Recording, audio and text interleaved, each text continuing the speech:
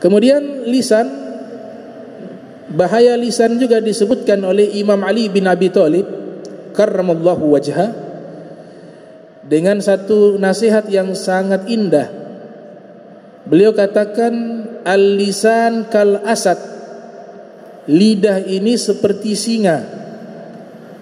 Idza hafiztahu harasak, kalau kau jaga dia maka dia akan menjagamu. Wa idza atlaqtahu qatalak, tapi kau lepaskan dia maka dia akan membunuhmu. Itu nasihat dari Imam Ali bin Abi Thalib karramallahu wajha. Di dalam satu riwayat disebutkan dalam kitab Faidul Qadir, syarah dari Jami' As-Saghir, Al-Imam Al-Munawi meriwayatkan ada satu ucapan mengatakan, al-bala'u muwakkalun bil mantiq, musibah yang ada ini paling banyak disebabkan oleh ucapan bil mantiq. Artinya apa? Tahdziran, bentuk ancaman, peringatan keras bahwa kalau mengucapkan sesuatu jangan buru-buru, harus berpikir, walaupun itu kebaikan, dipikirkan, diajarkan di dalam kitab Al-Farqu Bainan Nasihat wa Ta'yir karya Ibnu Rajab Al-Hambali. Jadi kitabnya tipis, kecil, tapi di situ mengajarkan tata cara memberikan nasihat, tata cara berdakwah. Judulnya itu disebutkan perbedaan antara nasihat dan mempermalukan orang. Al-Farqu Baina Ta'yir wan Nasihah nama kitabnya. Jadi tidak semua ucapan yang benar kalau kita sampaikan di waktu yang salah, di keadaan yang salah, maka ucapan itu justru menjadi keburukan. Contoh, ada orang baru masuk Islam, mu'allaf, baru masuk Islam, baru syahadat, belum kenal ini ajaran Islam, tapi sudah ada keinginan masuk Islam, syahadat. Baru selesai syahadat, kita sudah ajarkan kepadanya, jangan lupa ya, kewajiban di dalam Islam banyak. Kalau sudah syahadat jangan lupa sholat 5 waktu. Ada subuh jam berapa ya? Pagi jam 4:30. Kemudian ada sholat zuhur, asar, maghrib, isya. Kemudian ada zakat. Ya, setelah zakat juga nanti ada haji, kalau punya uang mampu harus berangkat haji. Kemudian juga ada sunnah-sunnahnya, ada hukumnya, ini fardu kifayah. Ini sholat tahajud sunnah tengah malam. Ini juga ada sholat ini. Macam-macam kewajiban disampaikan, sunnah-sunnah disampaikan. Akhirnya apa yang terjadi? Tadinya dia masuk Islam, setelah itu dia keluar, dia pikir-pikir, susah juga nih agama. Ada sholat, ada juga harta keluar 2,5%, besar juga itu. Akhirnya apa yang terjadi? Tidak jadi masuk Islam. Padahal yang dia sampaikan baik. Dia sampaikan sesuatu yang baik, tapi caranya salah. Kenapa salah? Waktunya salah. Orang baru masuk Islam harus bertahap. Siapa yang ajarkan? Nabi Muhammad SAW. Nabi Muhammad ketika mengutus Muaz bin Zabal ke Yaman, Rasul SAW mengatakan, wahai Muaz, kalau sudah tiba di Yaman, kenalkan mereka tentang syahadatain.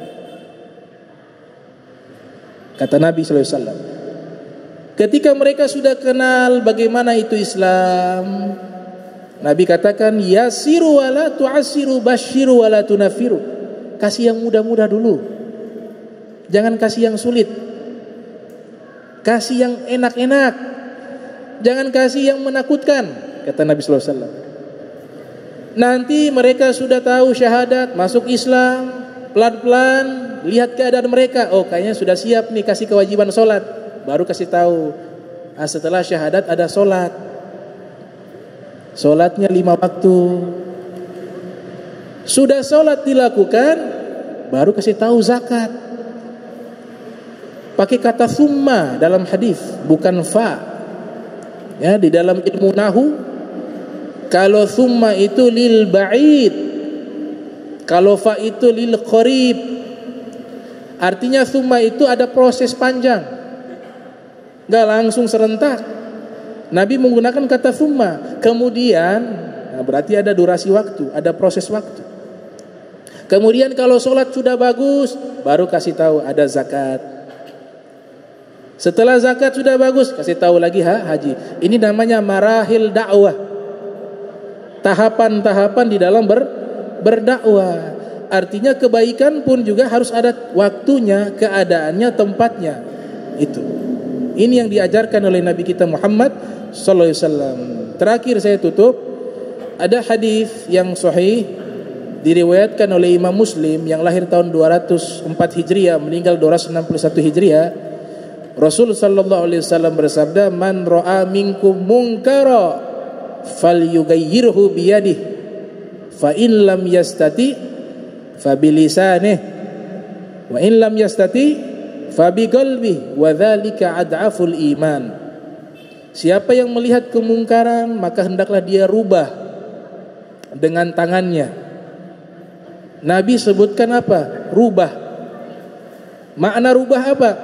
Niat pertama ketika kita ingin mencegah kemungkaran, amar ma'ruf wa nahi anil munkar, niat dalam hati kita tanamkan ingin rubah dia jadi baik. Makanya Nabi sebutkan rubah. Dari dia melakukan kemungkaran, bagaimana cara kita rubah dia melakukan kebaikan. Jadi niatnya apa? Niatnya merubah dia menjadi baik. Bukan menghukumi, bukan menjustis. Para asfiya mengajarkan, kalau kita melihat orang yang bermaksiat di hadapan kita, maka muncul dalam hati rasa benci, jangan kepada orangnya tapi perbuatan maksiatnya. Kemudian ketika ingin mengajak, pandanglah dia sebagai anakmu. Bagaimana anakmu ketika berbuat salah, maka engkau mengajak dia, engkau menegur dia, tapi dalam hatinya penuh kasih sayang. Ini nanti punya aura positif yang akan merubah hati mereka.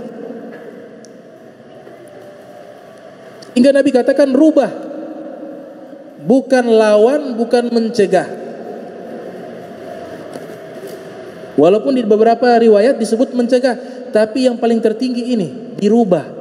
Orang yang jahat kita rubah jadi baik. Maka tugasnya apa? Mengajak, menyampaikan, mengajak. Tapi urusan dia berubah jadi baik bukan urusan kita. Yahdi may yasha wa yudlil may yasha. Hakikatnya yang beri petunjuk Allah. Kemudian yang kedua, kalau tidak mampu dengan tindakan, maka dengan lisan diberikan nasihat. Ud'u ila sabili rabbik bil hikmah wal mau'izah hasanah wajadilhum billati hiya ahsan. Dengan nasihat, dengan hikmah disampaikan. Kalau memang lisan sudah tidak mampu lagi, biqalbi, hati tidak suka perbuatan tersebut. Jangan senang orang melakukan sesuatu yang salah, dalam hati dia senang, oh bagus melakukan itu, maka kita terlibat perbuatan itu. Atau dia diam saja, tidak ada dalam hatinya rasa pengingkaran, maka itu juga bermasalah hatinya. Di dalam kitab Tanbihul Muqtarrin, Al-Imam Abdul Wahab Sya'rani ketika beliau menjelaskan hadis tersebut, beliau mengatakan makna merubah dengan tangan itu adalah para hukama, yaitu para pejabat pemerintahan yang punya kekuasaan. Mereka berhak melakukan dengan mengatur undang-undang dan juga bisa bertindak dengan tindakan yang nyata. Kemudian bil lisan ulama, hanya bisa lewat nasihat dengan lidahnya. Kemudian yang ketiga dengan hati para asfiya, para sufi, orang-orang yang tidak mau lagi memfikirkan dunia, dia hanya sibuk dengan ibadah, maka dia lewat doa. Dia lewat doa, tapi dia mengingkari dalam hati. Nah, itu pernyataan Al-Imam Abdul Wahab Asy-Sya'rani. Insyaallah pertemuan berikut kita akan lanjutkan tentang bab lisan.